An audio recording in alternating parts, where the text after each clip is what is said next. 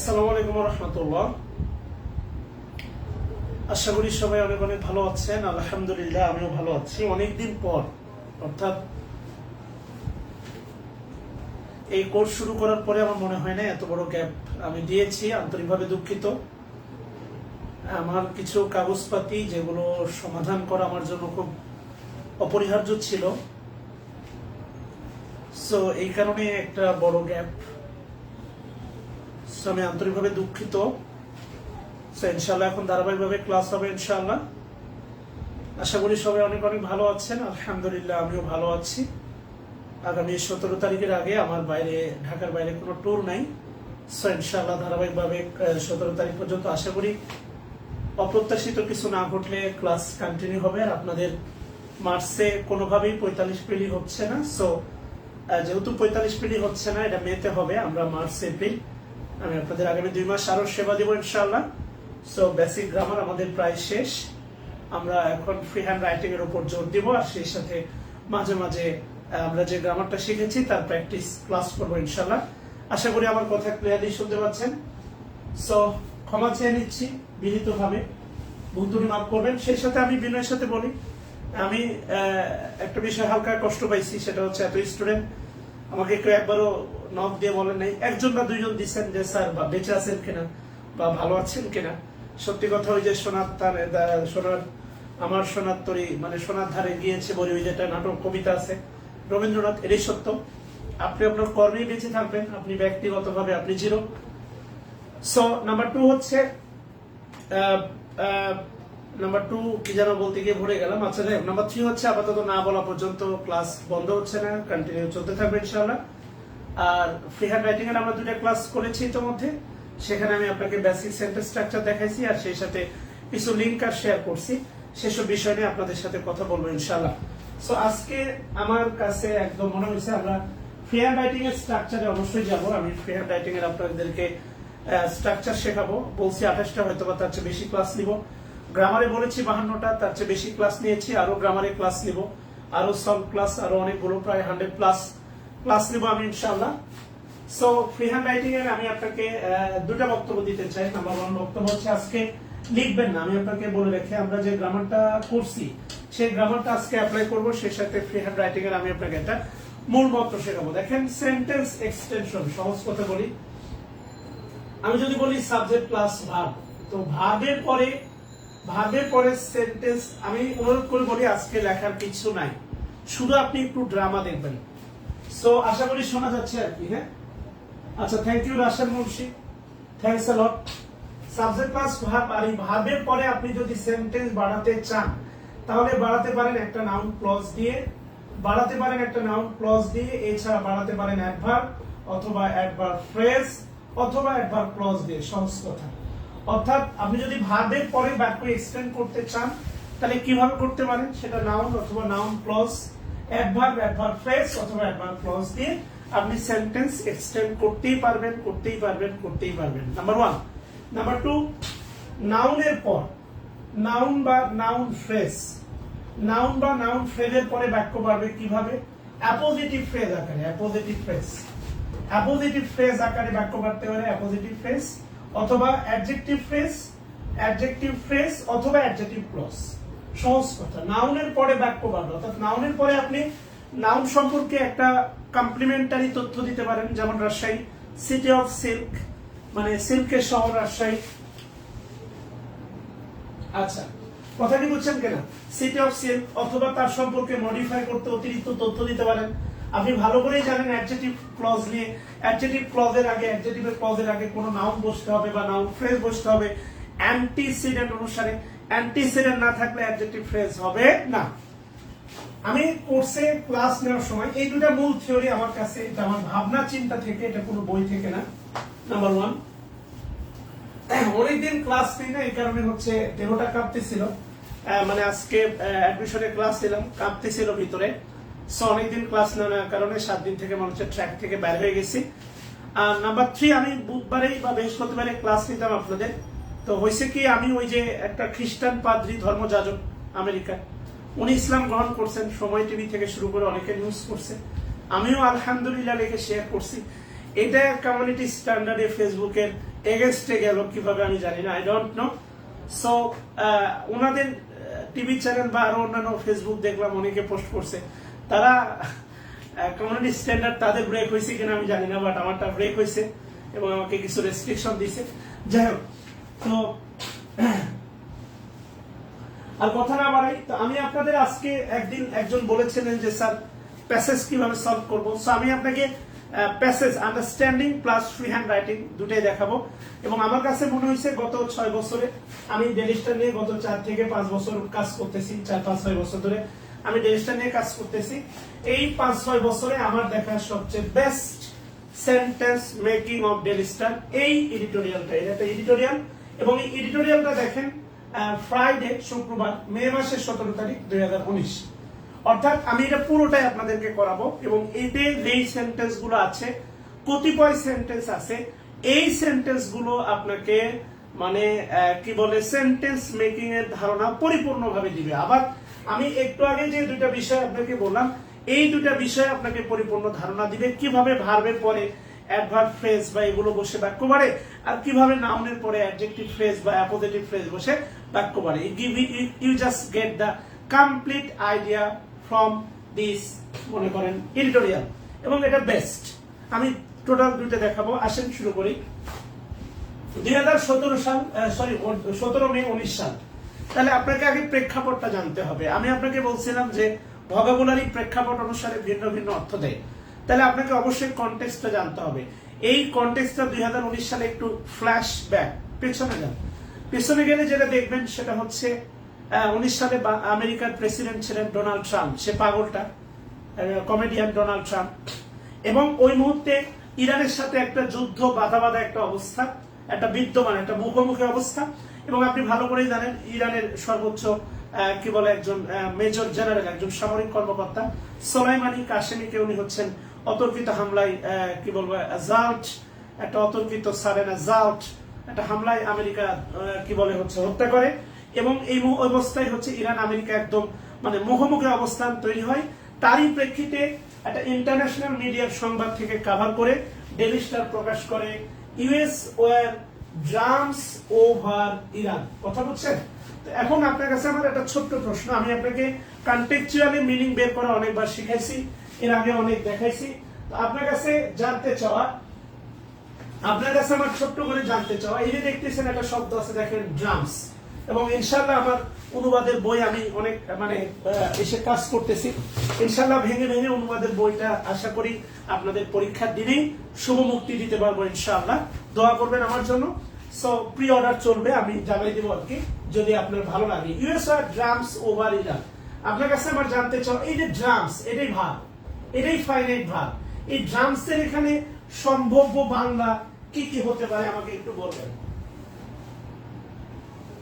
ড্রামসের এখানে সম্ভাব্য বাংলা কি কি হতে পারে আমাকে একটু বলবেন দয়া করে।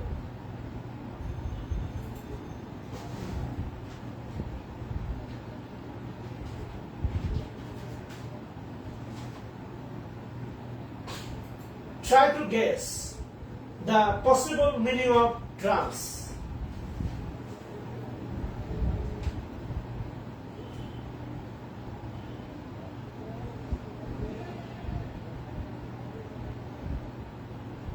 অ্যানাউন্সমেন্ট, ওকে, যুদ্ধের দামামা, প্রভাব, থ্যাঙ্কস আ লট, একটা বিষয় চাপিয়ে দেওয়া। আচ্ছা, একটা বিষয় একটু খেয়াল করে দেখেন, আমি আপনাকে বলি, সেটা হচ্ছে ড্রাম, DRUM, ড্রাম।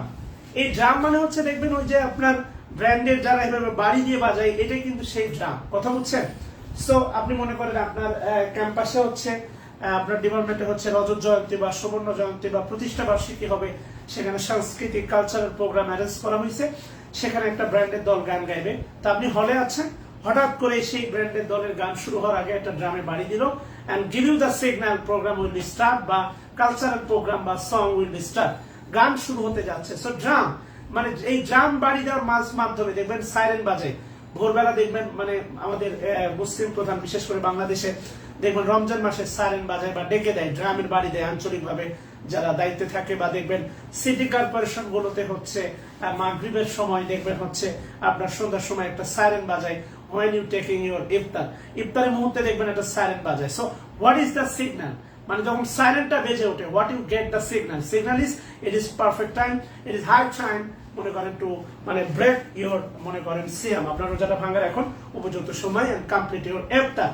সো আপনি একটু খেয়াল করে দেখেন, জাম না, এই জাম মানে হচ্ছে চাপানো না, জাম মানে প্রতিক্রিয়া না, use fire jumps over Iran. আপনি একটা বিষয় মনে রাখবেন যে ট্রান্সলেশনে টোটাল 50, রিটেনে অর্থাৎ 25 প্লাস 25, 25 প্লাস 25 আর বাংলাতে আছে 15, সো টোটাল 65 মার্ক। আপনার রিটেন হবে 900 মার্ক, এই 900 মার্কের মধ্যে 65 হচ্ছে ট্রান্সলেশন। এটাকে কোনোভাবেই ছোট করে দেখার সুযোগ নাই। প্রিতে গ্রামার মাত্র 20, এর মধ্যে ভোকাবুলারি আসবে 8 বা 12, আর যদি ভোকাবুলারি 12 আসে গ্রামার আসবে 8। সো খেয়াল করে দেখেন ট্রান্সলেশনে 65 মার্ক আউট অফ 900-তে। সো এটাকে কম গুরুত্বপূর্ণ বিবেচনা করার কোনো সুযোগ নাই, নাম্বার 1। নাম্বার 2 হচ্ছে দেখেন, আপনি যদি আপনি যে লেভেলের ইংলিশ লিখবেন তাতে ভাই ট্রান্সলেশন আপনি 12 পেতে পারেন, 8 পেতে পারেন, 16 পেতে পারেন। ট্রান্সলেশনে পারফেক্ট মার্কস হচ্ছে 18 থেকে 22, আপনাকে 22 পেতে হবে, এটা ম্যাথের মতো মার্কস পাওয়া যায়। সো আমি আপনাকে যেটা বোঝানোর চেষ্টা করছি, আগে বলছি এখনো বলতেছি, ইউএস যুক্তরাষ্ট্রের যে যুদ্ধ, ড্রামস ওভার ইরান, অর্থাৎ ইউএস মানে ইরান যুক্তরাষ্ট্র যুদ্ধের আপনি বলতে পারেন দামামা বেজে ওঠা। আরেকটা খুবই একটা গুরুত্বপূর্ণ শব্দ বলতে পারেন, ইরান যুক্তরাষ্ট্র যুদ্ধের হাতছানি, এই শব্দটা ইউজ করতে পারলে আরো সুন্দর হয়। হাতছানি বা হুঁশিয়ারি, কথা বলছেন কিনা, বা মুখোমুখি অবস্থান বা যুদ্ধদেহী অবস্থান, বা ওই যে বাধা বাধা একটা ভাব, বুঝছেন কিনা, একদম মুখোমুখি আর কি। হ্যাঁ, ইরান যুক্তরাষ্ট্র যুদ্ধের উত্তেজনা বলতে পারেন, ইরান যুক্তরাষ্ট্র যুদ্ধের হাতছানি বলতে পারেন, এমন অনেক পসিবল শব্দ আপনি এখানে ইউজ করতে পারেন। আমার কথা কি বুঝছেন কিনা?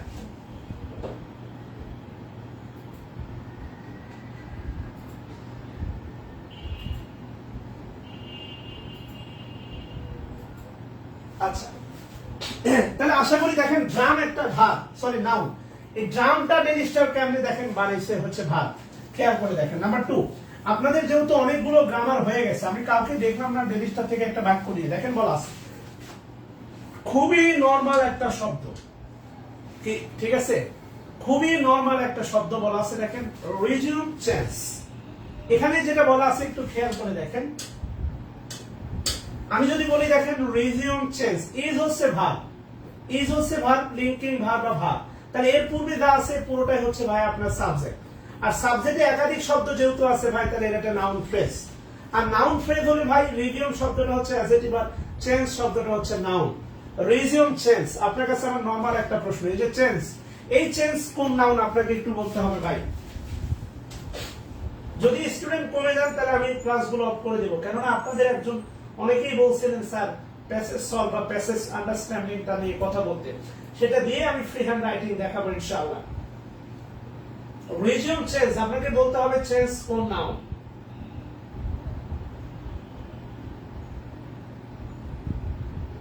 আমি আপনাদেরকে বলছিলাম নাউন ক্লাসে, মনে আছে কিনা দেখেন, যে ভার্বটা নাউন হয় সেটা অ্যাবস্ট্রাক্ট নাউন হয়, যেমন লাভ, লাভ একটা ভার্ব, লাভ একটা অ্যাবস্ট্রাক্ট নাউন।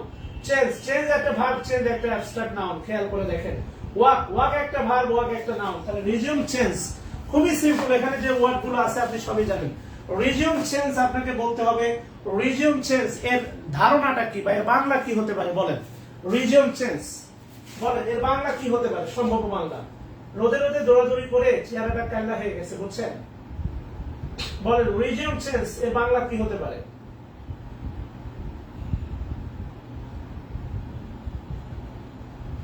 Resume tense,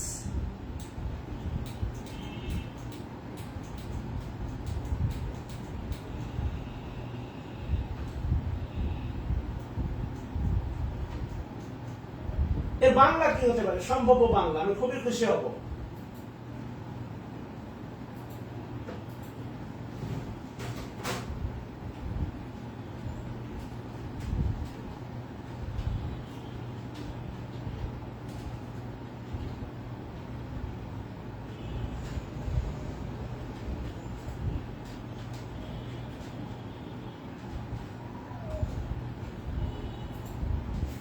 আচ্ছা, রিজিউম চেঞ্জ এর সম্ভাব্য বাংলা কি হতে পারে বলেন, বলেন resume change is a rang bad idea.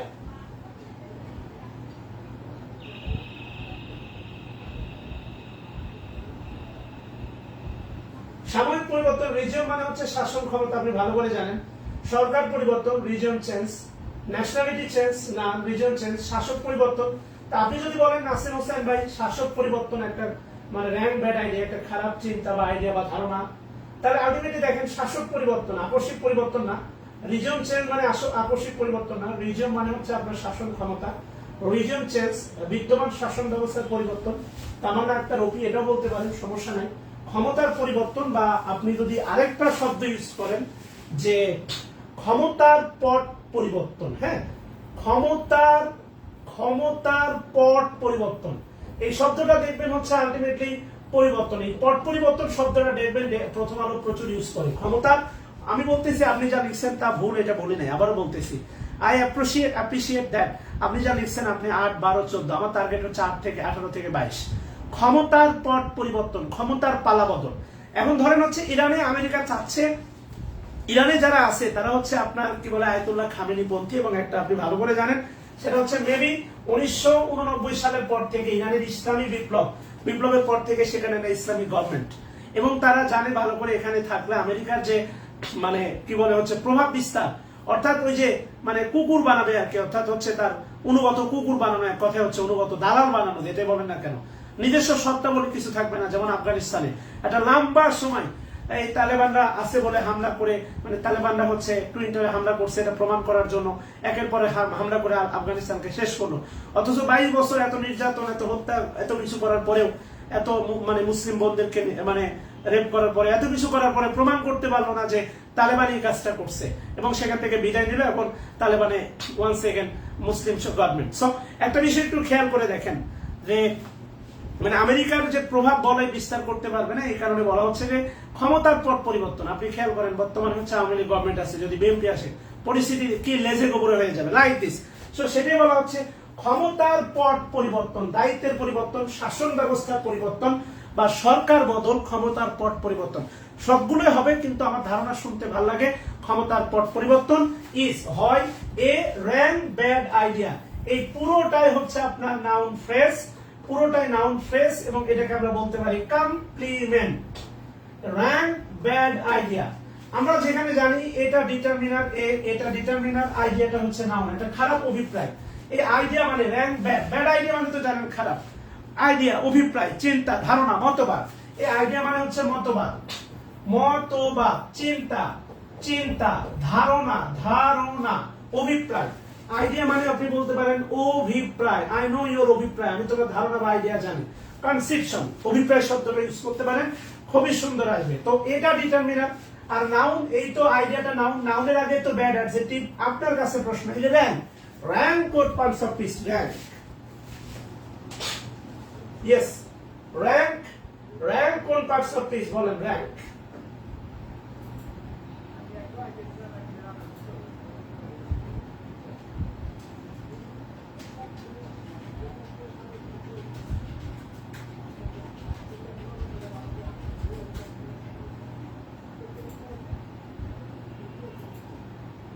ভাবেন এই র্যাঙ্ক মানে দেখেন আমার ধারণা র্যাঙ্ক শব্দটা ব্যাড কে মডিফাই করতেছে, আইডিয়া কে না। ওই যে এটা হুজুবি ওই স্ট্রাকচারটা বসাই দিয়ে না, একটু ভেবে কাজ করেন না। ফাতেমাতুজ জোহরা এটা নাউন না, এই র্যাঙ্ক ব্যাড আইডিয়া একসাথে আছে, এটা আমার ধারণা ব্যাড কে মডিফাই করতেছে, আইডিয়া কে না। এবার আসেন আমাদের মূল খেলা শুরু। প্রথম যে বাক্যটা দেখবেন এটা অসাধারণ একটা বাক্য। জন বোল্টন, ইউএস তৎকালীন সময় ছিলেন এই যে এই ভদ্রলোক বোল্টন, এই নামটা আমরা পাবো। বলা হচ্ছে ইউএস ন্যাশনাল জাতীয় security adviser John Bolton talks to reports, এটা বলছেন উনি আর কি, বোল্টন আমরা এটা পাবো। আচ্ছা, আমরা পেয়ে গেছি, আমাদের হচ্ছে আমাদের এডিটোরিয়াল আমরা পেয়ে গেছি। সো আপনার কাছে আমার জানতে চাওয়া, এটা খুবই গুরুত্বপূর্ণ, এটা আমি কি বলে কনফিডেন্সে যখন ছিলাম আমি রিটেন ব্যাচে এটা প্রিন্ট করে প্রত্যেকটা ব্যাচে পড়াতাম, দুর্ধর্ষ একটা এডিটোরিয়াল। ওকে, সো নাও আচ্ছা ইয়েস, র্যাঙ্কটা হচ্ছে মানে বলা হচ্ছে ক্ষমতার পট পরিবর্তন খুবই খারাপ একটা চিন্তা বা ধারণা, হুট করে পরিবর্তন করলে দেখবেন একটা ম্যাসাকার অবস্থা তৈরি হয়ে যাবে। আচ্ছা, তো আপনার কাছে আমরা জানতে চাওয়া, এই যে প্রথম বাক্য দেখতে পাচ্ছেন, প্রথম বাক্য থেকে ইরান, অন ইরান এই পর্যন্ত কতগুলো ফাইনাইট ভার্ব আছে, একটু মনোযোগ দিয়ে পড়বেন, তাড়াহুড়া করবেন না। এখানে যতগুলো গুরুত্বপূর্ণ বাক্য আছে সবগুলোই আমি আপনাকে দেখাবো, প্লিজ। যতগুলো গুরুত্বপূর্ণ বাক্য আছে সবগুলোই আমি আপনাকে দেখাবো, দয়া করে খেয়াল করেন। আমি প্রত্যেকটা বাক্য নিয়ে আপনার সাথে আলোচনা করবো। দেখেন, আচ্ছা, এখানে যেটা দেখতে পাচ্ছেন যতটুকু আছে উই থেকে শুরু করে ইরান পর্যন্ত, এগুলো আমার পিডিএফ আছে। আমি পিডিএফ গুলো দিব, এটার উপর ব্যাখ্যা দেওয়ার পিডিএফ আছে, পিডিএফ দিয়ে দিব, সমস্যা নেই। উই থেকে শুরু করে অন ইরান পর্যন্ত কতগুলো ফাইনাইট ভার্ব আছে, আমি আপনাকে ফাইনাইট, নন ফাইনাইট সবগুলো শিখাইছি। এখনো যদি না পারেন তাহলে কিন্তু ঝামেলা আছে। সাবরিনা তালুকদার, আমি বলতেছি একটু পরে। আমি আপনাকে ফাইনাইট, নন ফাইনাইট ভার্বের সর্বোচ্চ পেরেকটাই দিছি ফ্রেজের ক্লাস দিয়ে। সো এখনো যদি আপনি ফাইনাইট, নন ফাইনাইট কে আইডেন্টিফাই করতে না পারেন তাহলে হ্যাভ এ গ্যাপ। আর আপনি ভালো করে জানেন যতগুলো ফাইনাইট ভার্ব ততগুলো clause. So think over there, একটু ভাবতে হবে, ভেবে কাজ করতে হবে। সুদীপ্ত কুমার সর্দার, তোমার এখন দরকার হয়েছে, তুমি নামে সর্দার হতে পারো না পড়াশোনায়। অন্তরা দাঁড়িয়া বোনামা, আপনি নিয়মিত ক্লাস করেন, but I never expected initiated যদি ফাইনাইট ভার্ব হয় সাবরিনা তালুকদার, তাহলে আমার ধারণা বোনামার তোমার এখনো শেখার অনেক কিছু আছে। খেয়াল করে দেখেন এবার কে ফাইনাইট ভার্ব আছে সর্বোচ্চ দুইটা, আমি জানি না আপনারা পড়ছেন কিনা। 1 নম্বর ফাইনাইট ভার্ব হচ্ছে আপনার ক্যান, আর 2 নম্বর ফাইনাইট ভার্ব হচ্ছে আপনার হ্যাজ। এই ব্যতীত এই বাক্যে যতগুলো আছে এগুলো বেশিরভাগই নন ফাইনাইট ভার্ব, মানে ফাইনাইট ভার্বের ফাঁক, এরা ফাইনাইট ভার্ব না। এ বাক্যে সিম্পল, এ বাক্য হচ্ছে আপনার কমপ্লেক্স সেন্টেন্স, যেহেতু দুটো ফাইনাইট ভার্ব আছে। আর এই বাক্যের গঠনটা হচ্ছে আপনার principal clause plus subordinate clause. আমি আপনাকে দেখাচ্ছি। আর একটু আগে যে কথাগুলো বললাম সেই কথাগুলো আমি আপনাকে প্রুভ করে দিব। সো আমাকে একটু সময় দেন, সহজ কথা। দেখেন, আলটিমেটলি আবারও বলছি, এ বাক্যে ফাইনাইট ভার্ব দুটো, একটা হচ্ছে ক্যান আর একটা হচ্ছে আপনার হ্যাজ। এই ব্যতীত এই বাক্যে কোনো ফাইনাইট ভার্ব নাই। বাকি যেগুলোকে বলতেছেন ইনিশিয়েটেড, এটা হচ্ছে নন finite verb. Initiated past participle নন ফাইনাইট ভার্ব। এটা বোঝার জন্য আপনাকে ফ্রেজের ক্লাস তথা অ্যাডজেক্টিভ ফ্রেজের ক্লাস আবার দেখতে হবে, বিনয়ের সাথে বলি, কেমন? সো একটু সময় নেন, আমি আপনাকে বলতেছি এটা করতে আমি 10টা ক্লাস নিব। ফ্রি হ্যান্ড রাইটিং এর কথা দিয়েছি 28টা ক্লাস, প্রয়োজন 34টা নিব। দেখেন, আমি আশা করি আমার আন্তরিকতা নিয়ে, আমার পরিশ্রম নিয়ে আমি পড়াতে পারি না আমি জানি, কিন্তু আমার আন্তরিকতা নিয়ে, আমার পরিশ্রম নিয়ে আপনার প্রশ্ন উত্থাপনের কোনো সুযোগ নেই। সো 500 টাকার এই কোর্সের বিনিময়ে। সো থিঙ্ক ওভার দেয়ার, একবার ভেবে ভাববেন। সো আমি বলতেছি আপনি পারেন, আপনার পারাটা আমি চাই, আমি আউটপুট চাই, এটা আমার ভালো লাগার কারণ হবে। So never be hasty. Haste একটা শব্দ আছে, হেস্ট থেকে হ্যাস্টি মানে দ্রুত হওয়ার কোনো সুযোগ নাই। নেভার বি সুইফট, খুব দ্রুত কাজ করার কোনো সুযোগ নাই। সুইফট মানে তাড়াহুড়া করা। হার্শ, রাশ, রাশ।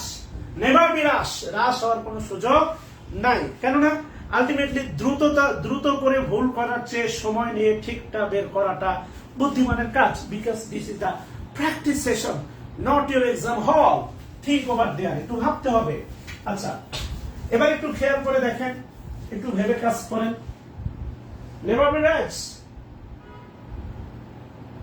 আচ্ছা, এবার কি বলছে দেখেন, উই ক্যান নট। আমি যেহেতু ক্যানটাকে একটা ফাইনাইট ভার্ব বলছি, আর আপনি ভালো করে জানেন সকল অক্সিলারি ভার্বের সাথে যে নটটা থাকে সেটা হচ্ছে অ্যাডভার্ব।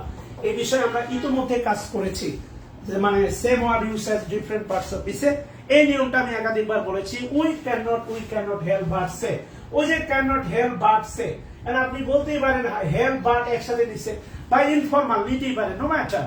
আপনি এটাকে ইজি ভাবে দেখেন, আপনি ফরমালটা ইউজ করেন। We can not help but say. আপনি ইউ ক্যান নট বাট অথবা ইউ ক্যান নট হেল্প, হেল্পের পরে ভার্বের সাথে আইএনজি আর বাটের পরে ভার্বের বেস ফর্ম, এটা ইউজ করেন, নো ম্যাটার। ডেনিস্টার কি করতেছে এত কঠিন ভাবে ধরে, মানে এটাকে প্রশ্নবিদ্ধ করার কোনো সুযোগ নেই, এটা কারেক্ট। উই ক্যান নট, তাহলে ক্যান যদি ফাইনাইট ভার্ব হয়, উই যদি সাবজেক্ট হয়, এবং উই এর আগে কোনো দেখেন কনজাংশন নাই, we can not help but say, এইটাই হচ্ছে প্রিন্সিপাল ক্লজ। আমার ধারণা আপনি একমত হবেন। আপনি একটা বিষয় মনে রাখবেন, Prince under thanks to return back. আপনি একটা বিষয় মনে রাখেন, এই পুরো বাক্যের অনুবাদ আপনাকে পারার দরকার নেই। এই বাক্যে উই মানে আমরা, এইটা আপনি পারেন মানে আপনি ভাই অনুবাদ পারেন, সহজ কথা। উই মানে আমরা, এটা আপনি পারেন মানে আপনি অনুবাদ পারেন, এটা হচ্ছে একদম ট্রু। সো নেভার বি, মনে করেন পুরো বাক্যটাকে একসাথে হজম করে কামড়া খাবো সম্ভব না, এটা কেক তো একসাথে মুখে দেওয়া যায় না, দিলে দেখবেন কষ্ট হয়, গিলতে কষ্ট হয়। এত বড় একটা কেক একসাথে মুখে দিয়ে এমন করে কষ্ট হয়। অল্প অল্প করে দিবেন, রিল্যাক্সে চালাইতে পারবেন। সো বাক্যটাও তাই, পুরোটা একসাথে হজম করতে চাইবো, পারতেছি না কেন, না পারলে আমি কিছুই পারি না, হতাশ হয়ে যাবো, নট লাইক দ্যাট। আমি যতটুকু বলছি এই অংশটা প্রিন্সিপাল ক্লজ, ইয়েস কিনা বলেন। এখানে সে অবশ্যই verb, non finite verb, finite না, non finite verb. We can't help but say, we can't help but say আমরা না বলে পারি না এমন। We can't help but say আমরা না বলে পারি না এমন, মানে আমাদেরকে বলতে হয়। উই ক্যানট হেল্প বাট লাফিং আমরা না হেসে পারি না এমন। উই ক্যানট হেল্প বাট লাফ আমরা না হেসে পারি না এমন, মানে আমাদের হাসতে হয়। আমরা না খেয়ে পারি না এমন, মানে আমাদের খেতে হয়, মানে আমাদের কিছু কাজ করতে হয়, ঘুমাতে হয়, টয়লেটে যেতে হয়, গোসল করতে হয়, কথা বলছেন না, দেহের একটা পানির চাহিদা আছে, পানি পান করতে হয়। তাহলে আলটিমেটলি এই বাক্যটা দেখেন খুবই সহজ, যে we can't help but say আমরা না বলে পারি না এমন, এবং এটা পুরোটাই হচ্ছে প্রিন্সিপাল ক্লজ। এই ব্যাপারে কারো কোনো দ্বিমত আছে কিনা বলেন। এবার একটু খেয়াল করে দেখেন, এবার একটু খেয়াল করে দেখেন, সেটা হচ্ছে আলটিমেটলি এবার আছে দেখেন that. We can't help but say আমরা না বলে পারি না, কি না বলে পারি না। এবার আছে দেখেন দ্যাট, এই দ্যাটটা কোন পার্টস অফ স্পিচ, এটা অবশ্যই কনজাংশন, কেননা এটাকে রিলেটিভ প্রোনাউন বলা যাবে না, কেননা এর পূর্বে দেখেন কোনো নাউন নাই, সে আছে, এটা ভার্ব আছে, নন ফাইনাইট ভার্ব, এটা ভার্ব এবং নন ফাইনাইট ভার্ব, সে নাউন না। তাহলে দ্যাট এর পূর্বে আমি আপনাকে বলছিলাম হি সেইড দ্যাট, মনে রাখবেন হি সেইড দ্যাট, এগুলো নিয়ে আলোচনা হয়েছে। এই দ্যাটটা কনজাংশন, কিন্তু আমি যদি বলি this is the book, this is the book that, this is the book that, এই দ্যাটটা কিন্তু আপনার রিলেটিভ প্রোনাউন, কেন এই দ্যাট দ্বারা কাকে বোঝাচ্ছে, বুককে বোঝাচ্ছে। একটু অনুরোধ করে বলি, আজকে খুব বেশি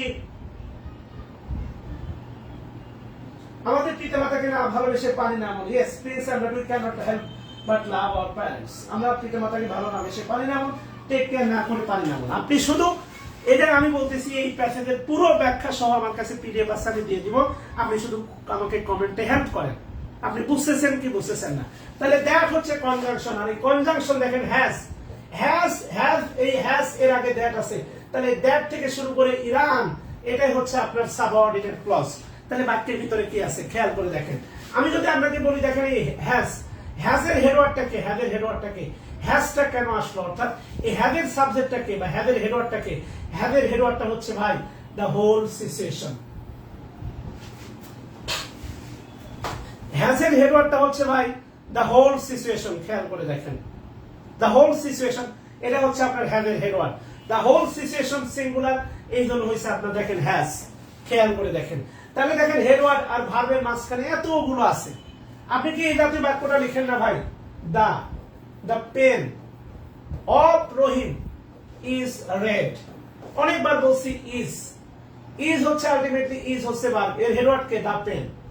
খেয়াল করে দেখেন হেডওয়ার্ড হচ্ছে দ্য পেন। আমি যদি বলি ডে, ডে তারা, ইন দ্য রুম রুমের ভিতরে তারা, they in the room, is oblique আর, তখন আপনি বলেন ইজ অবলিক আর, আপনি বলেন হচ্ছে আমি এই রুমের জন্য ইজ নিব না ডে এর জন্য আর নিব, বলেন।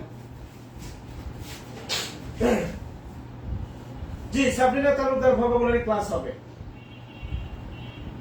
অ্যাডভার্ব ফ্রেজ কই পাইছেন বুঝলাম না, সাবরিনা তালুকদার অ্যাডভার্ব ফ্রেজ কোথা থেকে আসলো? তাহলে অবশ্যই হচ্ছে আলটিমেটলি ডে এর জন্য কি হবে, আর, তাহলে আর হবে। খেয়াল করে দেখেন, আপনি একটু ভেবে দেখেন, হৃদয় দিয়ে ভেবে দেখেন, দ্য হোল সিচুয়েশন, দাটা হচ্ছে ডিটারমিনার দা হোলটা হচ্ছে আপনার অ্যাডজেক্টিভ আর সিচুয়েশনটা হচ্ছে noun. The whole situation has been precipitated, এই প্রিসিপিটেটেড শব্দের অর্থ হচ্ছে তৈরি হওয়া, পুরো পরিস্থিতি তৈরি হয়েছে, বা এই যে পুরো পরিস্থিতি বা সামগ্রিক পরিস্থিতি তৈরি হয়েছে। The whole situation has been precipitated, এটা প্যাসিভ সেন্সে আছে, কারণ পরিস্থিতি একা একা তৈরি হইতে পারে না, চিঠি একা একা লেখা হইতে পারে না, গ্লাস একা একা ভাঙতে পারে না। তাহলে the whole situation has been precipitated, আর এই প্রিসিপিটেটেড মানে হচ্ছে আপনার সৃষ্টি হওয়া বা তৈরি হওয়া।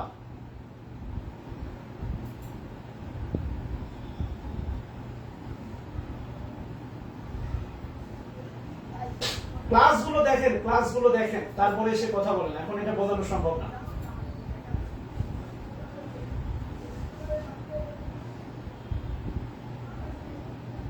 আচ্ছা, এ পর্যন্ত ক্লিয়ার কিনা বলেন? প্রিসিপিটেটেড মানে কিন্তু কমেন্ট করেন, নতুন একটা ভার্ব শিখলেন বা নাউন শব্দ শিখলেন। প্রিসিপিটেটেড এটা নতুন একটা শব্দ শিখলেন, খেয়াল করে দেখেন। The whole situation has been precipitated, অর্থাৎ পুরো পরিস্থিতি তৈরি হয়েছে, দ্য হোল সিচুয়েশন।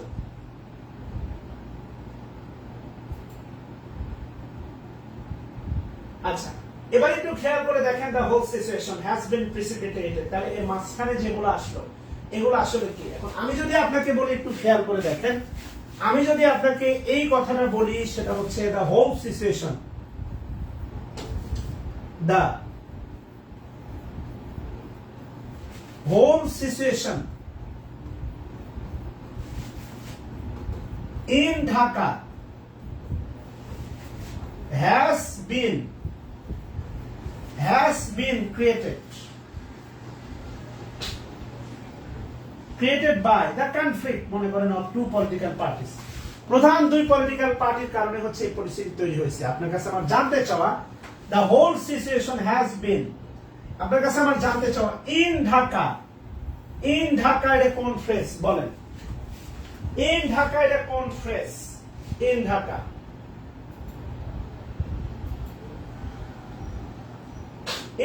এটা কোন ফ্রেজ বলেন?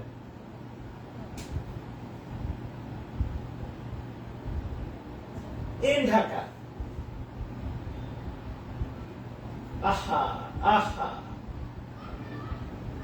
ক্লাসে আনবো না, দূর।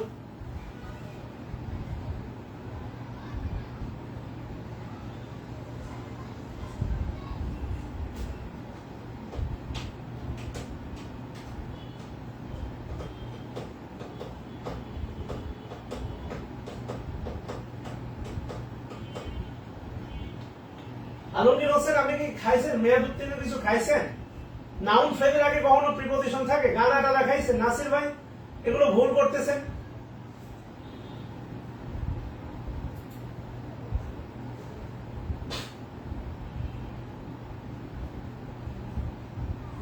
একবার ফ্রেজ অ্যান্সার করেই যাচ্ছেন, মেজাজ খারাপ করতেছেন।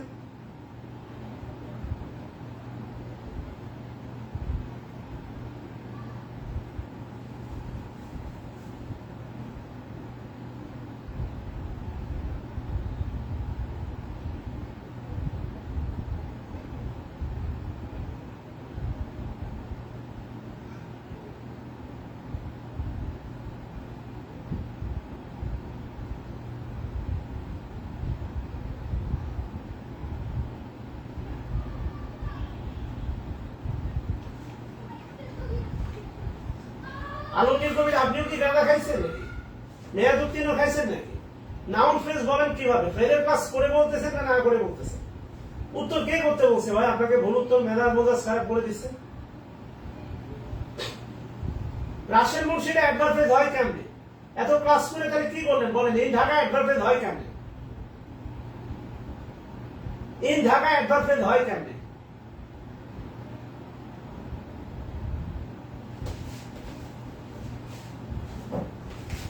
নিয়ম শেখার, নিয়ম অ্যাপ্লাই করতে পারা কি দুটো এক?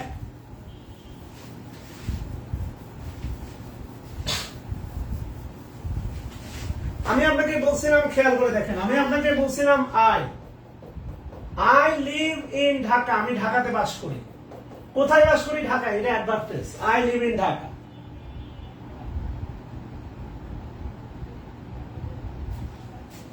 I live in Dhaka. Munni Akhter লিখছে অ্যাডজেক্টিভ ফ্রেজ। তাহলে হাহা দেয়ার কি আছে? হা দিছেন কোন বার্তা? জুবাইর আলম। আপনারা হচ্ছে আমি গ্রুপ থেকে বের করে দিলাম আর কি। হ্যাঁ,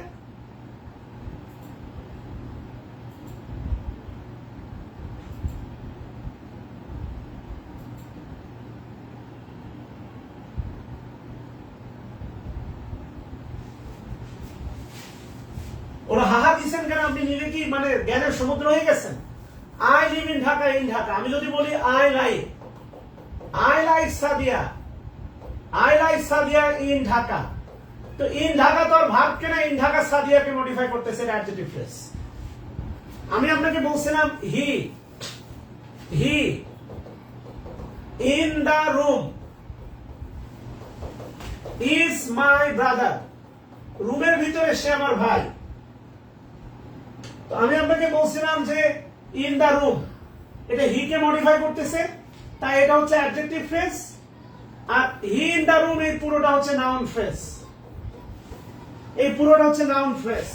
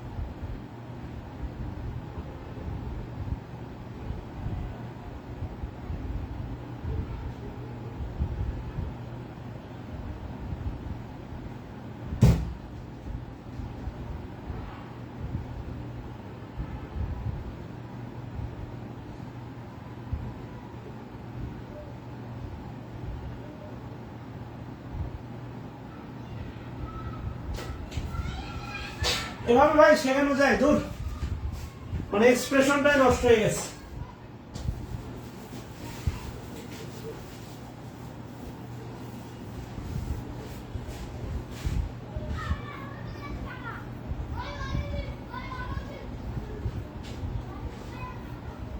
The pain of Rohim is, the pain of Rohim is, এবার কোজা, এবার কোটাও যা,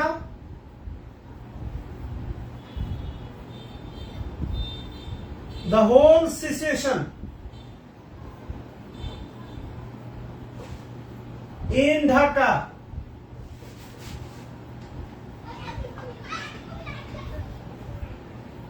has been, এই বাক্য এই বাক্যের ভিতরে পার্থক্য কোথায় আপনি মানে বলেন?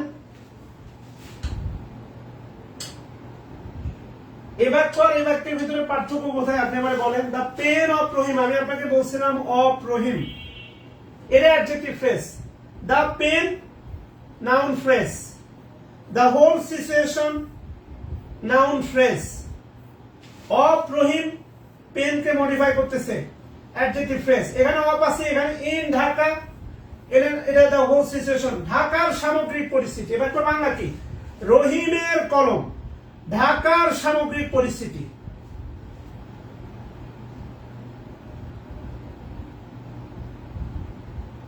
রহিমের কলম, ঢাকার সামগ্রিক পরিস্থিতি। এখান থেকে তো বাক্য সাধারণ নিয়মও শেখানো যায়, কিভাবে আপনি ইংলিশ বাক্যকে বাংলা করবেন। ইংলিশ বাক্যে কোন নাউন সম্পর্কে যে তথ্য দেয়া থাকবে অতিরিক্ত, সেই তথ্যটা বাংলা করার সময় বাংলা বাক্য ওই নাউনের আগে বসাই দিবেন। হি এই যে নাউন বা প্রোনাউন সম্পর্কে অতিরিক্ত তথ্য দেওয়া আছে। রুমের ভিতরে সে আমার ভাই, সে রুমের ভিতরে আমার ভাই, এটা ভালো না? রুমের ভিতরে সে আমার ভাই, কোনটা ভালো শোনায়? পেন কলম রহিমের, এটা ভালো? কলম রহিমের লাল, এটা ভালো না? রহিমের কলম লাল, এটা ভালো? সামগ্রিক পরিস্থিতি ঢাকা, এটা ভালো না? ঢাকার সামগ্রিক পরিস্থিতি, এটা ভালো?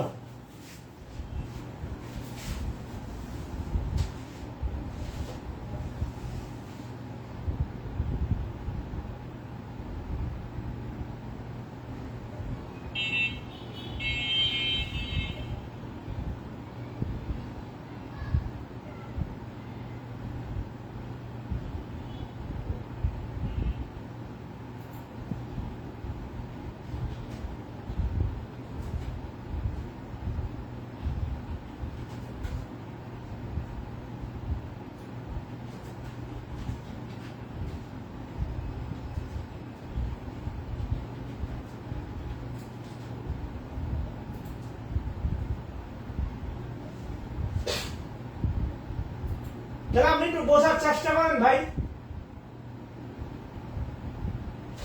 কঠিন বিষয়টাকে সহজ করার জন্য সহজ বিষয় দিয়ে কঠিন বিষয়ের গলা চেপে ধরতে হয়। আমি আপনাকে একটু আগে বললাম যে বাক্য বাড়ে কিভাবে, আমি আপনাকে বললাম খেয়াল করে দেখেন, আমি আপনাকে বললাম এই বাক্যে মানে এই যে দেখ দ্যাট থেকে শুরু করে সাবঅর্ডিনেট ক্লজ, দ্যাট থেকে শুরু করে সাবঅর্ডিনেট ক্লজ এ পর্যন্ত এই বাক্যের মূল বাক্য হচ্ছে দ্যাট দ্য হোল সিচুয়েশন, পুরো পরিস্থিতি হ্যাজ বিন প্রিসিপিটেড বাই, দ্বারা, কার দ্বারা, এ সিরিজ অফ অ্যাকশন। শেষ। এইটাই হচ্ছে মূল বাক্য, এইটা হচ্ছে সাবজেক্ট, এটা হচ্ছে সাবজেক্ট, এটা হচ্ছে আপনার ভার্ব, এটা বাই প্রিপজিশন, এটা দ্বারা এ সিরিজ অফ অ্যাকশন, কিছু পদক্ষেপ দ্বারা।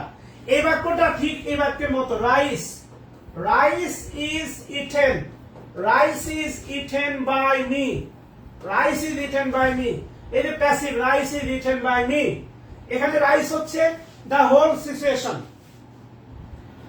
রাইস হচ্ছে whole situation, is eaten has been precipitated, এখানে আছে বাই, এখানে আছে বাই, এখানে আমি খাইছি আর এই সামগ্রিক পরিস্থিতি তৈরি হয়েছে এ সিরিজ অফ অ্যাকশন, পদক্ষেপের মাধ্যমে।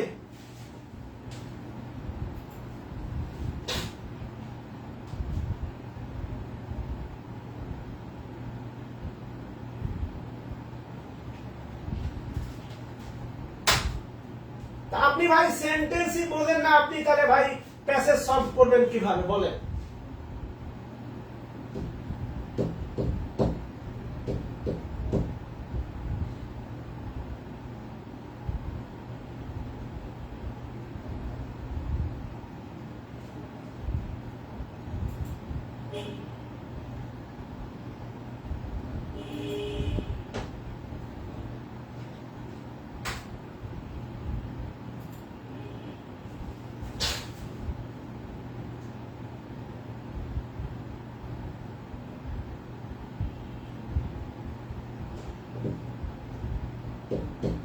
তাহলে মাঝখানে কি ঢুকলো?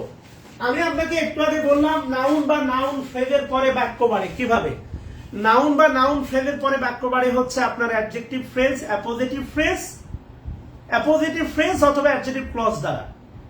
আপনি যদি বলেন Sheikh Hasina, Sheikh Hasina comma prime minister of Bangladesh, daughter of Bangabandhu, বা সিস্টার অফ, মনে করেন ওনার বোনের নাম কি যেন হচ্ছে, ছোট বোন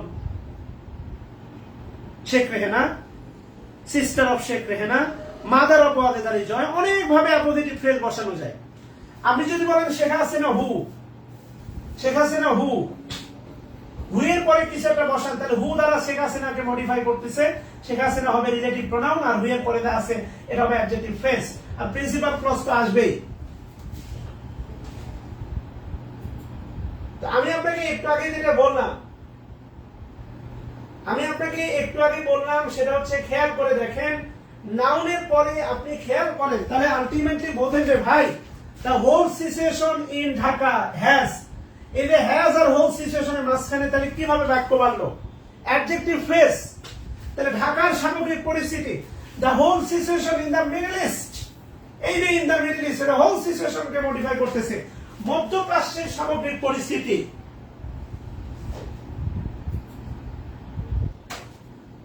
ইউক্রেনের সামগ্রিক পরিস্থিতি, the whole situation in Ukraine.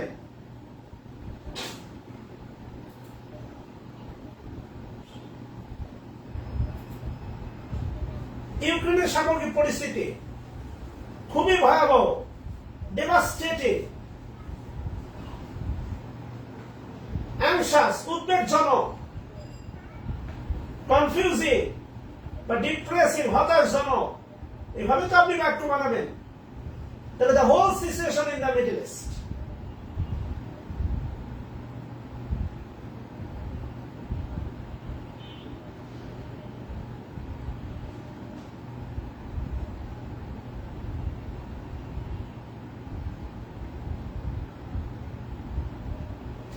এবার আপনি একটু খেয়াল করে দেখেন, আমি যদি আপনাকে এই বাক্যটা দিয়ে বলি রাইস, খেয়াল করেন rice, rice in Dinajpur,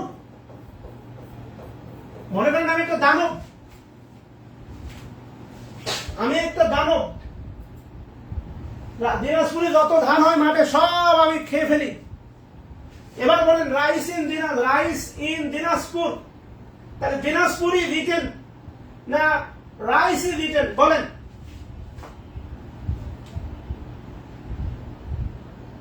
number one.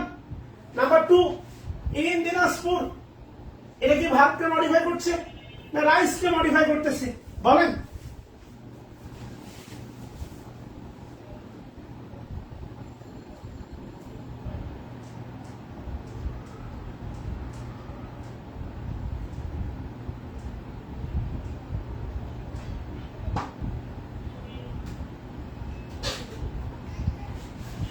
Rice in Dinajpur, এই যে দেখেন rice is eaten, the whole situation has been, এই ইন দিনাজপুর এইটাই অ্যাডজেক্টিভ ফ্রেজ। এটা আমরা রাইসকে, আমি কি বরিশালের ধানের কথা বলছি, না খুলনার ধানের কথা বলছি, না মাগুরার ধানের কথা বলছি? আমি বলছি দিনাজপুরের ধান। আমি বাস করি ঢাকায়, আমার বাস করা ঢাকায়, এটা adverb phrase. Rice in Dinajpur এটা অ্যাডজেক্টিভ ফ্রেজ।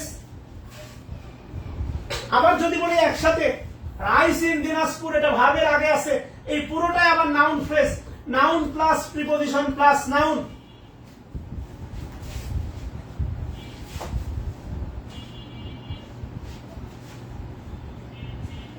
একটা বাক্য ব্যাখ্যা করতে এত সময় লাগতেছে, তাহলে বুঝতেছেন কত সময় দিলে ব্যাপারগুলোতে হচ্ছে দক্ষতা আসবে।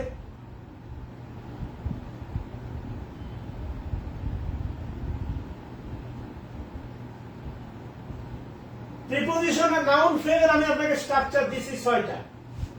নাউন ফ্রেজের স্ট্রাকচার দিছি 6টা, সেখানে একটাতে প্রিপজিশন শুরুতে নাই। 3 জন আপনি কমেন্ট করছেন নাউন ফ্রেজ। কেমনে রে ভাই, আপনার বিবেক বলে কিছু আছে?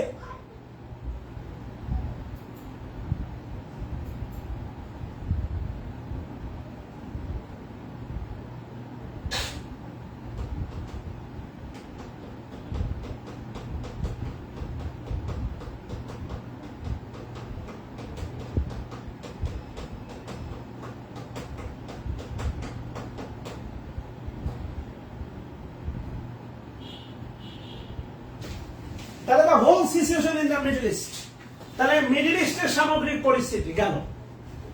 রেজাল্টিং, বলেন তো, এই যে রেজাল্টিং দেখতেছেন, রেজাল্টিং বলেন, এই রেজাল্টিং পার্টিসিপল না জেনারেল?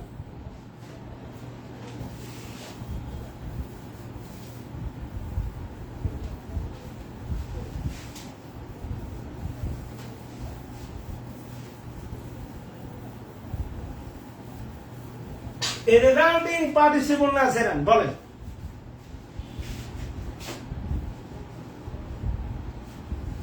না সাবিকুন ইন ঢাকা ইন রাজশাহী সব অ্যাডজেক্টিভ ফ্রেজ আপনাকে কে বলছে? এটা নির্ভর করে নাউন না ভার্বের পরে আছে। গাধার মতো কমেন্ট করেন কেন? এটা নির্ভর করে নাউন না, এটা নাউন না ভার্বের পরে আছে তার উপর। ইন ঢাকা ইন রাজশাহী এগুলো নাউনের পরে থাকলে অ্যাডজেক্টিভ ফ্রেজ। জেনারেল হবে কেমনে আশিকুর রহমান? আপনি একটু খেয়াল করেন, আমি যদি বলি দেখেন rice in Dinajpur, in Dinajpur producing বা প্রডিউসড,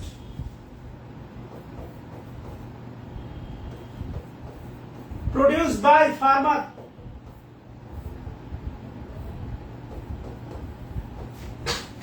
is delicious, সুস্বাদু। দিনাজপুরে ধানের একটা হচ্ছে অবশ্যই আছে, ঐতিহ্য আছে। এটা সলমানও না, কই পাইছেন এটা সলমান? এটা কি ভার্বের এমিজার ওয়াভারের পরে আছে? কই সলমান?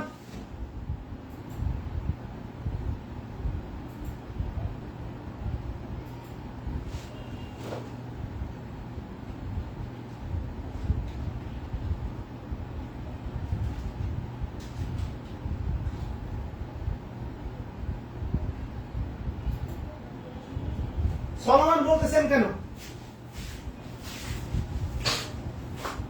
তাহলে rice, rice is delicious, rice. Resulting, result, result মনে রাখবেন।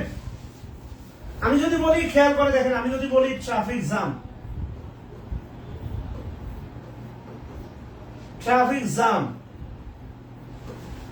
কস্ট by heavy traffic,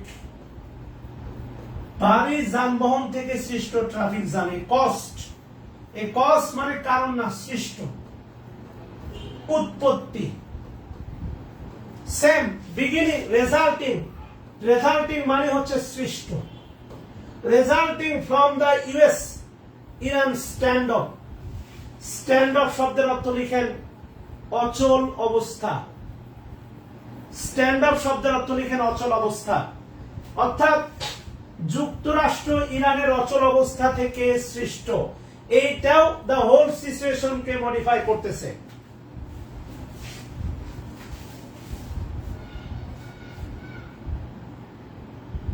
যেরাম মনে হবে কেন? মনে হওয়াতে কিছু হয়, মানে আপনার মনে হচ্ছে আমি হচ্ছে অবিবাহিত, আপনার মনে হওয়া দিয়ে আমার অবিবাহিত প্রমাণ হবে? আমি যদি আপনাকে বলি খেয়াল করেন, দ্য হোল সিচুয়েশন, বললাম না নাউনের পরে ব্যাক টু বাড়ি কি দিয়ে অ্যাডজেক্টিভ ফ্রেজ দিয়ে, এটাই তার প্রমাণ। The whole situation in Dhaka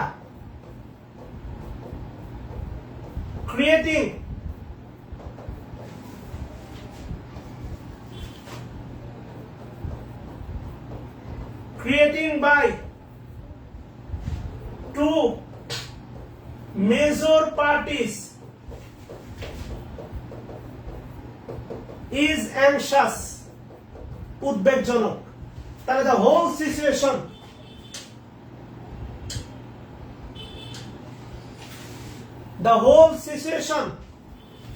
is anxious, উদ্বেগজনক।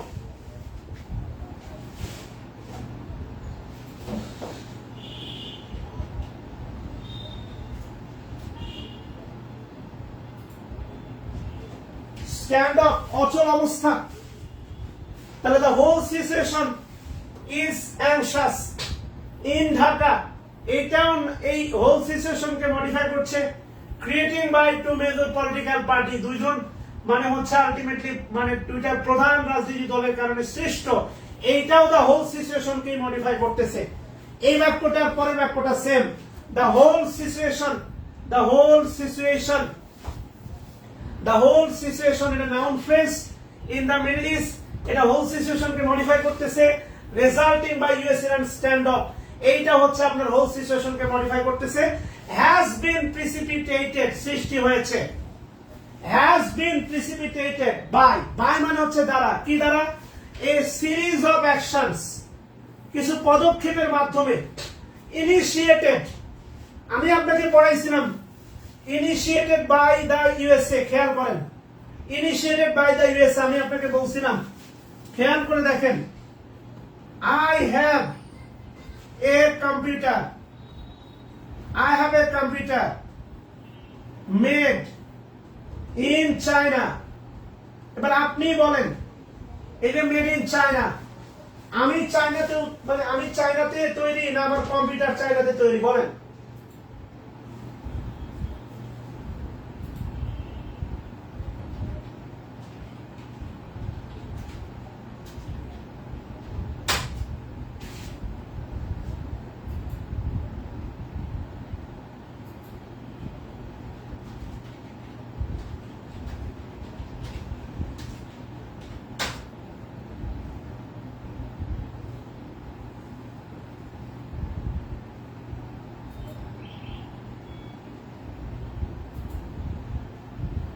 এবার বলেন এই মেডটা কি ফাইনাইট ভার্ব না নন ফাইনাইট ভার্ব?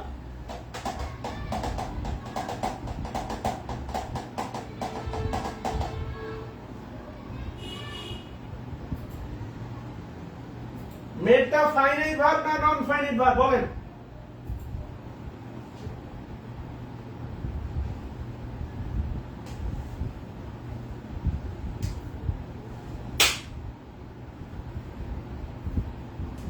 তাহলে ultimately initiated, a series of action যেগুলো ইনিশিয়েটেড গৃহীত, এই যে ইনিশিয়েটেড গৃহীত বাই দ্য ইউএসএ, এখানে তো বাই আছে। Initiated by the USA, initiated এর অ্যাকশনকে মডিফাই করতেছে। ইনিশিয়েটেড এটা পাস্ট পার্টিসিপল, সাবরিনা তালুকদার মনে পড়ে? এবার এটা পাস্ট পার্টিসিপল।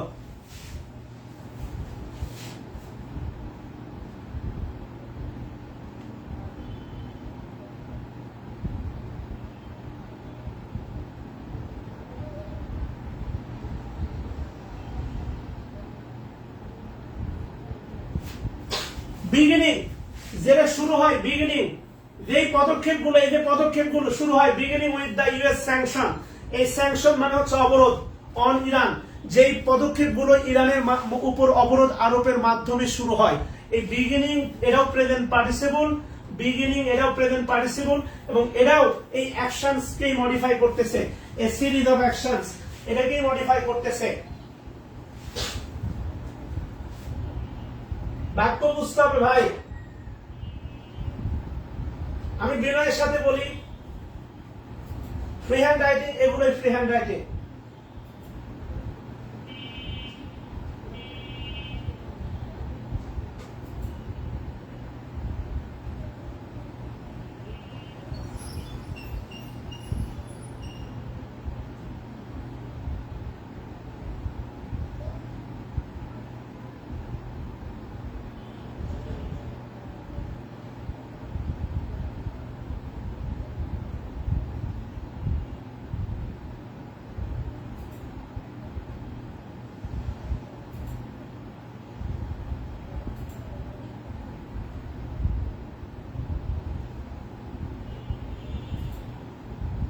নিয়মিত এফোর্ট না দিলে আপনি ভাই এভাবে যদি অ্যাবসেন্ট হয়ে যান, পোলাপান চলে যান, তাহলে আমি ক্লাসগুলো নিব না।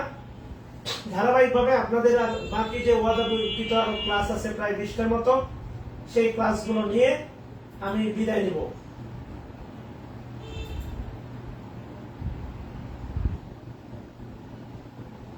আজকে প্রায় 60 নাম্বার ক্লাস চলতেছে।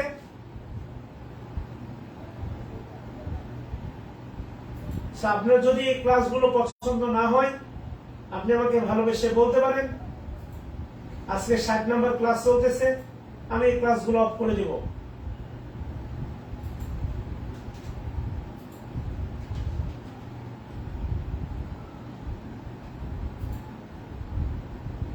কিন্তু আপনাকে এগুলো বুঝতে হলে, এগুলো পারতে হলে আপনাকে গ্রামার দক্ষতার বিকল্প নাই। কথাগুলো আগে বলেছিলাম, এখনো বলতেছি।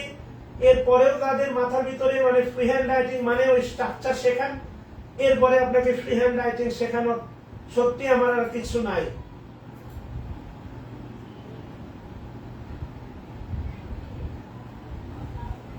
সহজ কথা। এই কারণে বলতেছি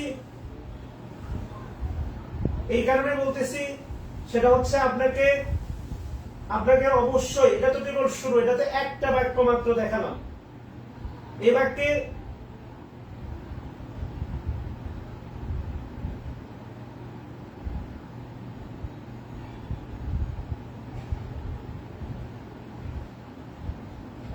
স্যাংশন অবরোধ, স্যাংশন অনুমতি।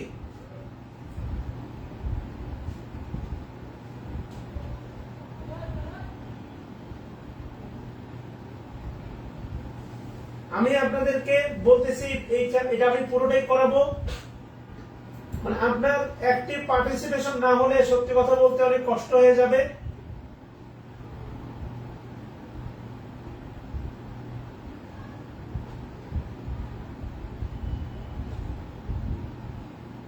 বিনয়ের সাথে বলছি, ভালোবেসে বলছি, পায়ে হাত রেখে বলছি, আগামী 4-5 দিন এই প্যাসেজটা আমি যেভাবে হোক সলভ করাবো।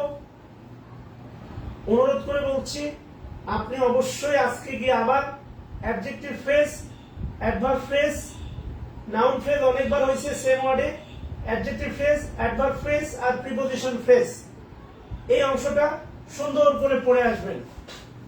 বিনয়ের সাথে বলি, খাতা দেখে এই অংশটা সুন্দর করে বুঝে আসবেন, না হলে এই চ্যাপ্টার এগুলো করাতে অনেক কঠিন হয়ে যাবে। এগুলোই ফ্রি হ্যান্ড রাইটিং। এগুলো যদি ফ্রি হ্যান্ড রাইটিং মনে না হয়, আপনার কাছে যদি মনে হয় ওই গদবাদা কোচিং এর মতো ফ্রি হ্যান্ড রাইটিং শেখান, তাহলে আমি তাই শেখাবো, কিন্তু এতে করে আপনার খুব একটা ইমপ্রুভমেন্ট হবে না।